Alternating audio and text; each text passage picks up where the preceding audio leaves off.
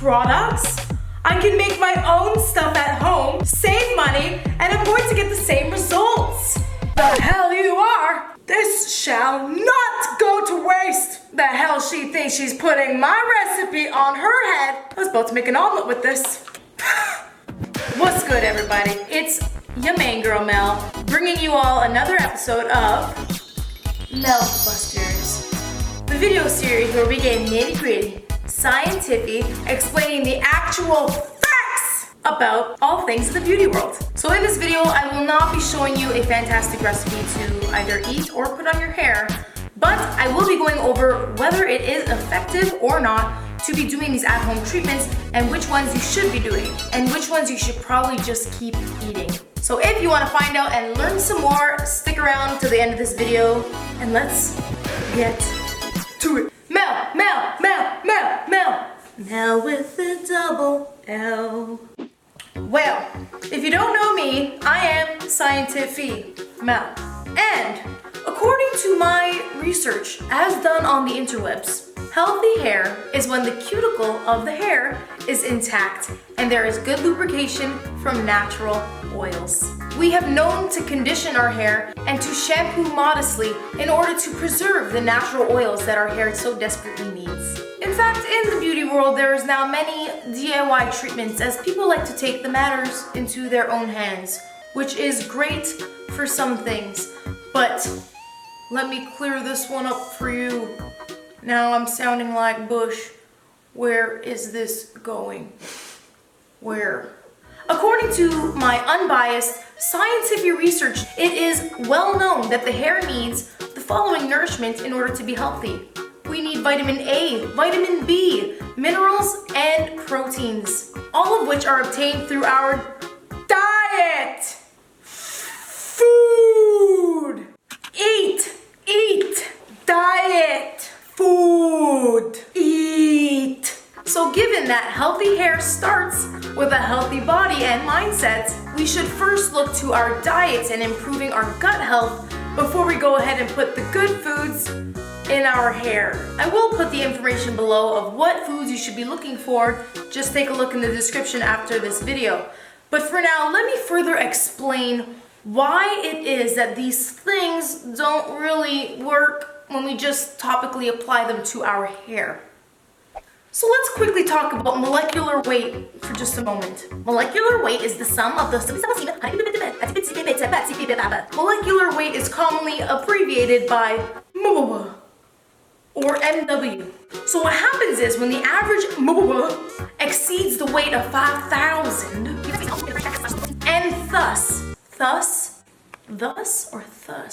and thus the absorption into the hair and the texture were worsened. So in simpler terms, unless what you are putting on top of your hair has the right molecular weight, you are not doing any good. In fact, you could be doing some harm. Now for a moment, let's focus on avocados. This is a beloved fruit cherished by many all across North America. Thank you, Mexico. These are excellent for the body and good for the hair. Here's how the process goes. So let me just back up. Long story short, it's a process. Turning this into something to benefit your hair is a very long process that cannot be done at home. That is, if you want to endure the actual benefit of the fruit. So having said that, keep the avocados for your toast and for your guacamole and save the food and the forests in the long run. I hope that clears things up. I'm not hating on you for using the avocados. I'm hating on you for using them wrong. So keep this in your mouth and let's talk about the right foods for you to put on your hair where you can actually get the results that you want. And let's move on from that, shall we? So here's what it is. You can't put whole foods on your hair and expect to get the benefits.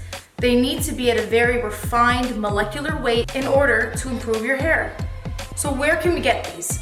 There are still DIY treatments that you can do at home. Some of them including ingredients that you very much probably are likely to have in your kitchen right now, such as coconut oil, olive oil, and almond oil. Again, it's due to their fine molecular weight that these oils are able to penetrate into the hair. Great for pre-shampooing treatments in order to soften the hair, detangle, and prevent your hair from losing any extra natural oils while you are shampooing.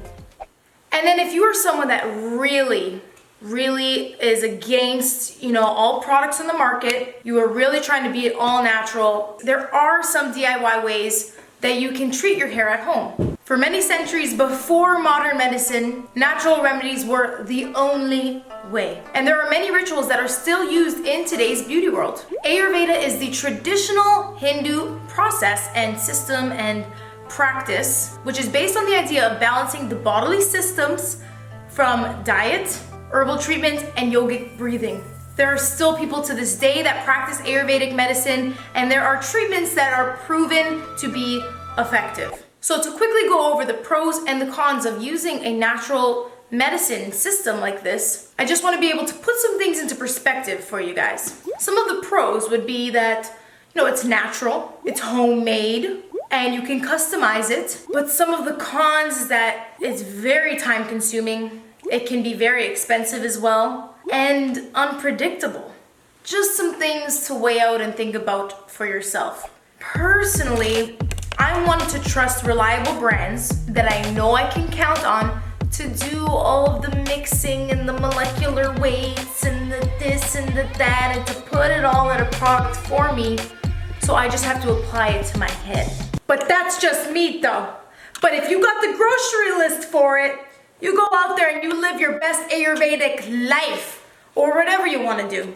I will link below a great article that I found on many Ayurvedic recipes, many homemade remedies for all things hair care. Everything from hair loss to dry hair to damaged hair, you name it. It seems incredible. I just don't have the time for it. You want to mix it up and put a whole grocery list on your head? Me? I'd rather eat it. Oh my God, this is not ripe enough. Oh my God. Well, that's it for this week's video. Let me know in the comments below if there's any more myths that you would like to be busted or cracked by me. I will do my research. And for now, let's take a look at some previous comments. This one is our comment of the week from Jiggy's Faded Productions. Thank you very much.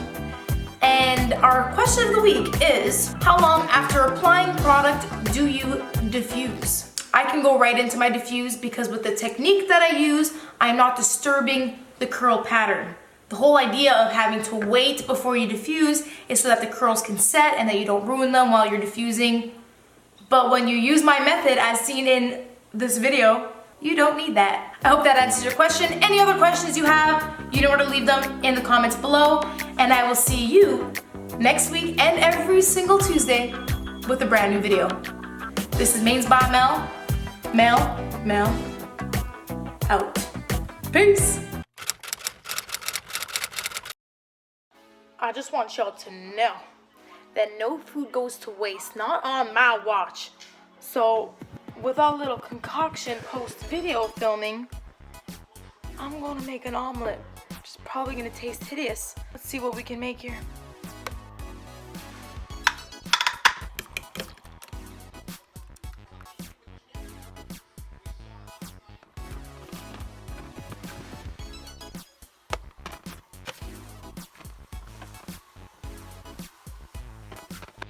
Here goes it. I don't know where to start. It smells sweet. And it's probably all the honey and the fact that I cooked it in coconut oil and the bananas. All I know is I don't waste food.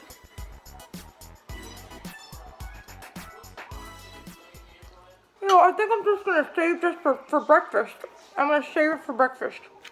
Thanks for tuning in, everybody. Bye. Well, now that doesn't really help me be very DIY. How can I be a DIY queen if none of this is going to work for me? This is not meant. I'm just gonna take all of those ingredients and put them in my hair, and it's gonna feel so much better. Who does that? Yay, me!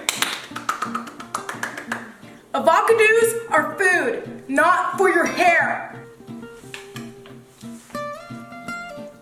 you touched it.